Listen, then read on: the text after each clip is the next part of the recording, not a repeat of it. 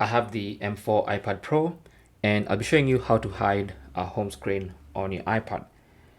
So long press an empty space. Now before I do that, let me just exit out of that. You can see I have two home screens, this one and this one. So to hide, I'll long press, and when the icons start to jiggle, I'll tap on the home screen selector at the bottom here, this one right here. So tap on that, and that's going to show you the home screens. Let's say I want to hide this home screen. All I have to do is uncheck it and then tap on done.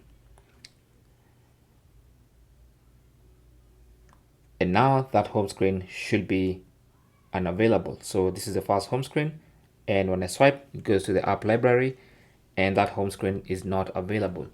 Now all the apps installed can still be found via the app library, but the home screen I hid cannot be seen. And that is basically how to hide a home screen on your iPad. Now to unhide it, again, long press an empty space on the home screen and then tap on that home screen selector. That home screen is still there, and to bring it back or to unhide it, check it to select and then tap on done, and that home screen is going to be brought back.